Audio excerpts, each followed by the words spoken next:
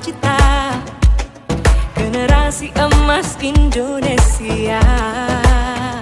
Profil pelajar Pancasila tanamkan di dalam dada. Profil pelajar Pancasila cerdas berkarakter itu kita.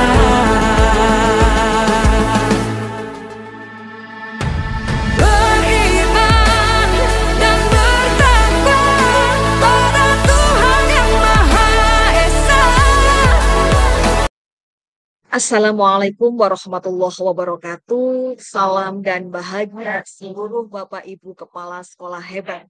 Mohon izin kami dari kelompok 1 akan berbagi tentang substansi pengelolaan kinerja kepala sekolah. Dengan cakupan informasi yang pertama, mengapa transformasi pengelolaan kinerja. Di sini akan dibahas tentang angka kredit. Kemudian mengapa perlu transformasi pengelolaan kinerja, serta apa saja ciri-ciri transformasi pengelolaan kinerja. Yang kedua, apa dan bagaimana pengelolaan kinerja kepala sekolah.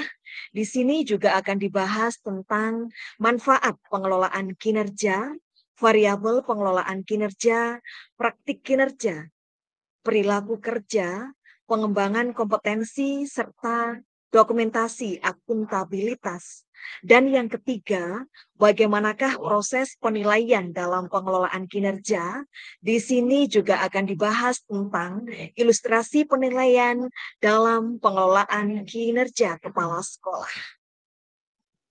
Transformasi pengelolaan kinerja guru dan kepala sekolah sebagai bagian dari transformasi pengelolaan ASN yang dicanangkan oleh Bapak Presiden Joko Widodo. Kemenpan RB melakukan transformasi pengelolaan kinerja yang diatur melalui Permenpan RB nomor 6 tahun 2022 tentang pengelolaan kinerja pegawai aparatur sipil negara. Permenpan RB nomor 1 tahun 2023 tentang jabatan fungsional.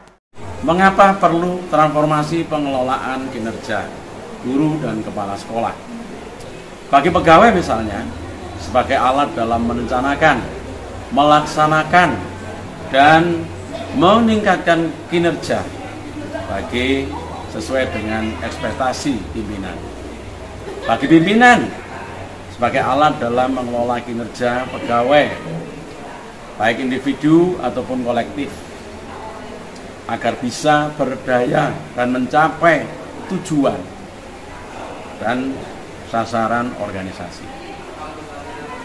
Sebagai perspektif bagi Kemendikbudristek adalah sebagai transformasi pembelajaran.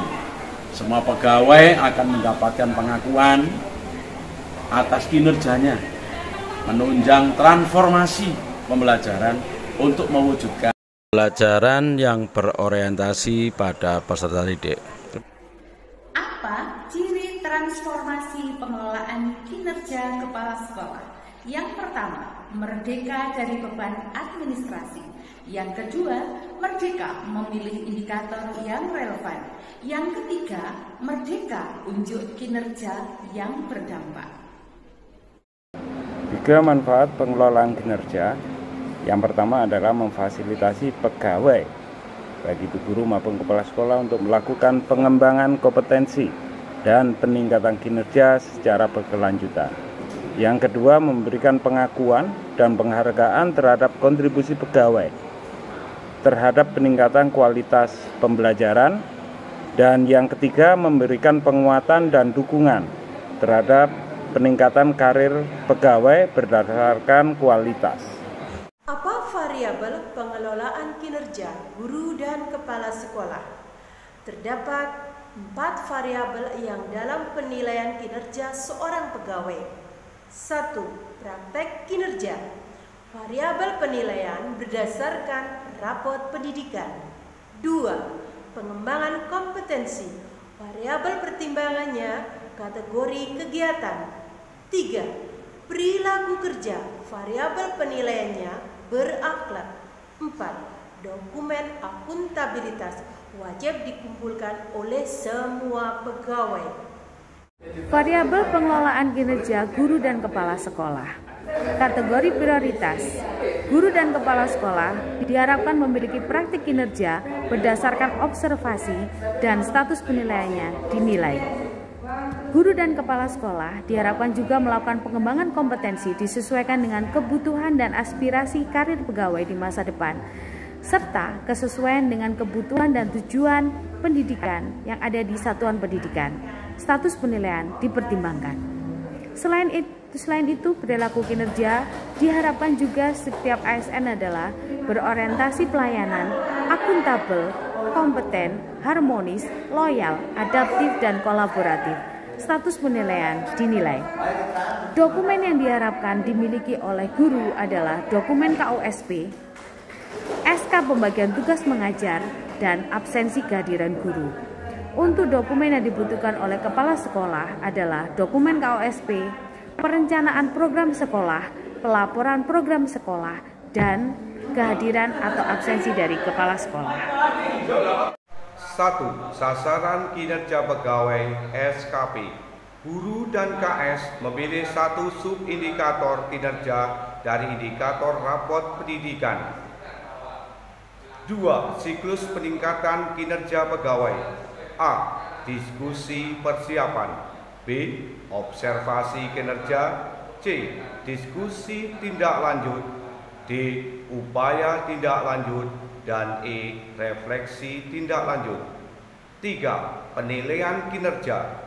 Guru dan KS akan dinilai berdasarkan 3 aspek dari indikator D2 rapot pendidikan.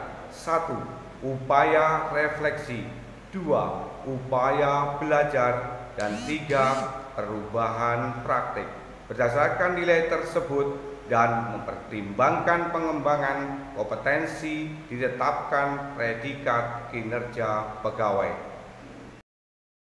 Demikian Bapak Ibu pemaparan dari kelompok 1 tentang substansi pengelolaan kinerja guru dan kepala sekolah. Wassalamualaikum warahmatullahi wabarakatuh.